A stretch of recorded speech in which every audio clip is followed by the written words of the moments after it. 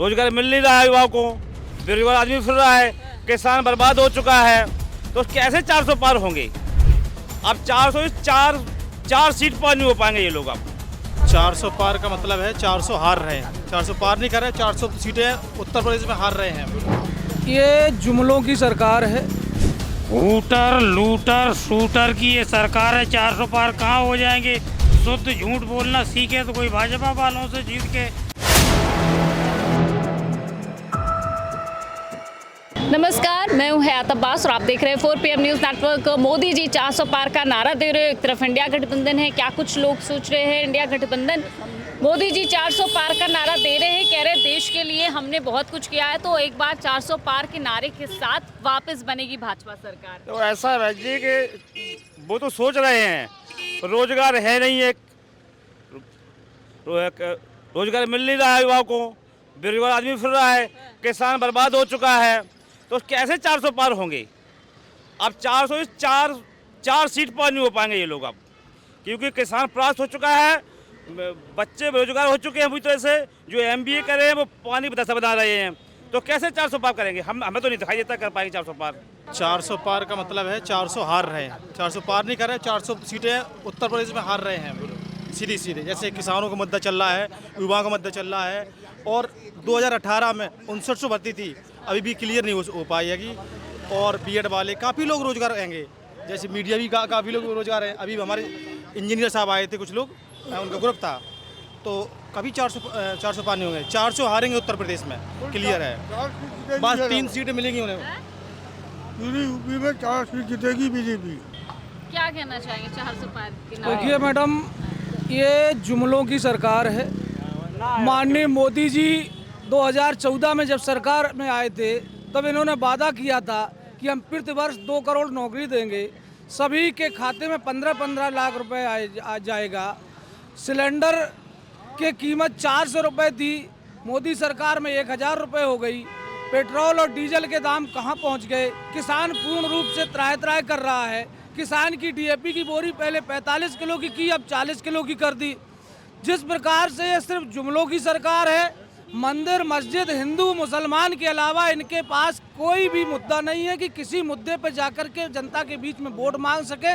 इसलिए उन्होंने राम मंदिर का और इस प्रकार का इन्होंने CAA का वगैरह का ये खेल खेला है कि इसी के बहाने हो सकता हम दोबारा आ जाएंगे। लेकिन जिस प्रकार से हमारे युवाओं को बेरोजगार किया है, हर पेपर जितनी प्रतियोगी परीक्षाओं के हो रहे हैं, जितने पेपर सब लीक हो रहे हैं, उनका जवाब आने वाले 2024 के चुनाव में उत्तर प्रदेश के युवा भारतीय जनता पार्टी को उत्तर प्रदेश से हरा कर भेजने का काम करें। इलेक्टोरल बॉन्ड को लेकर क्यों इतना घबरा रही है भाजपा सरकार? इलेक्टोरल बॉन्ड में सबसे ज्यादा बीजेपी ने अपना 2 नंबर का पैसा पैदा किया है, क्योंकि जितने अडानी हो या अंबानी हो या जितने और बड़े बड़े उद्योगपति थे, उनके जो 30 लाख करोड़ के कर्जे माफ किए, उसकी आड़ में बीजेपी ने सबसे ज़्यादा 24,000 करोड़ रुपए इलेक्टोरल बॉन्ड के माध्यम से लिया है। इसलिए उनके अंदर बेचैनी है कि ये अगर आ जाएगा तो जनता में एक मैसेज चला जाएगा कि एक तरफ तो किसानों की कर्जे माफ नहीं कर रहे, किसानों को परेशान किया जा रहा है, बेरोजगारों को नौकरी नहीं मिल रही है, और दूसरी ओर जो उद्योगपति हैं उनको माला माल कर रहे हैं, और यहाँ से पैसा लूट करके जो विदेश में भग गए उनको लाने का काम नहीं कर रहे हैं। यही भारतीय जनता पार्टी की प्राथमिकता है, और इसी पर सिर्फ उद्योगपतियों को बढ़ाने का कार्य कर रही है। क्या कहेंगे सर आप मोदी जी के 400 पार के नारे को कैसे देखते हैं? हूटर लूटर शूटर की ये सरकार है। 400 पार कहाँ हो जाएंगे? शुद्ध झूठ बोलना सीखे तो कोई भाजपा वालों से जीत के। सफ़ेद झूठ 101%। बताओ, कह रहे हैं हमारी गारंटी की गारंटी है, मतलब मोदी की गारंटी मतलब गारंटी की गारंटी, सारी गारंटियां पूरी की है, सारे वादे पूरे किए। कौन से बात? स्वामीनाथन आयोग के लिए कहा था किसानों के लिए कि स्वामीनाथन आयोग की रिपोर्ट लागू करेंगे अगर हम सरकार में आए तो। सरकार इनकी आ गई, गाय सांड और किसानों के ऊपर छुट्टा ढील दिए। स्वामीनाथन आयोग की रिपोर्ट लागू की इन्होंने? A2+, A2+ क्या किया इन्होंने? बताओ किसानों के लिए, बताएं आप। और रात में किसान खेत पे, दिन पे किसान खेत पे, क्या मिल डकैती घर लुट जात, तमाम चीज़ें हैं किसान के लिए समस्या। जवान बेरोजगारी, अभी पेपर लीक हो गया, IAS PCS की अध्यक्षता में पेपर छपते हैं, लीक किसने कर दिया? इसकी सरकार जिम्मेदार है, सरकारी तो जिम्मेदार है मैम, और कौन के जिम्मेदार है इसका?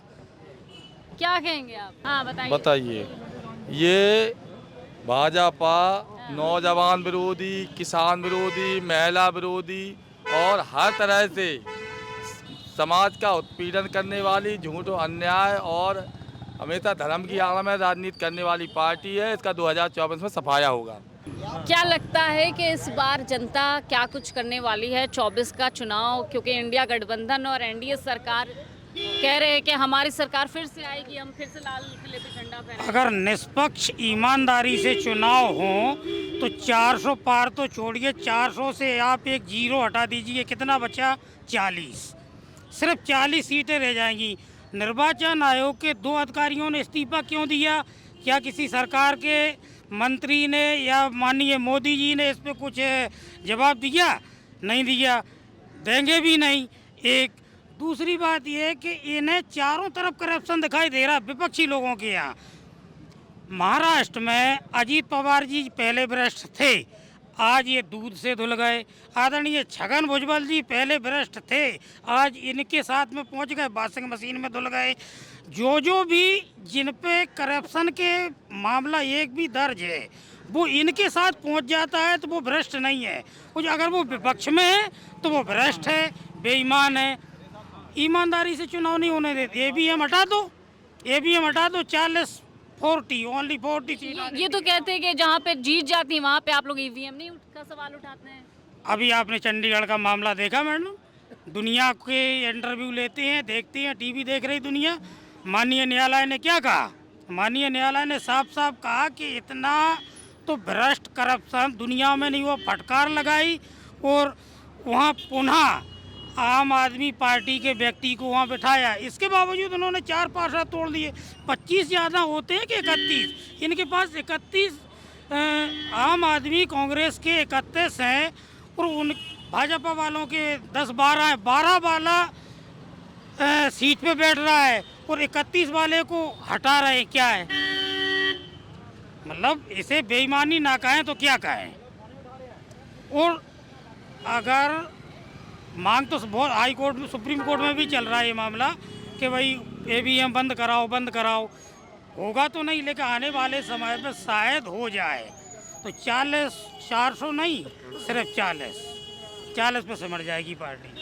एक तरफ मोदी जी 400 पार का नारा दे रहे हैं, दूसरी तरफ लोगों के बीच क्या कुछ माहौल है, क्या कुछ रणनीति बन रही है, क्योंकि इंडिया गठबंधन बड़ी मजबूती के साथ मैदान में है। फिलहाल बहुत रोमांचक होने वाला है मुकाबला और ये तो वक्त ही बताएगा कि कौन दिल्ली के सिंहासन पर बैठेगा। लेकिन हम इसी तरह लोगों के बीच जाकर लोकसभा चुनाव तमाम मुद्दों पर बात करते रहेंगे। कैमरा पर्सन सत्यनारायण के साथ मैं हयात अब्बास, 4PM।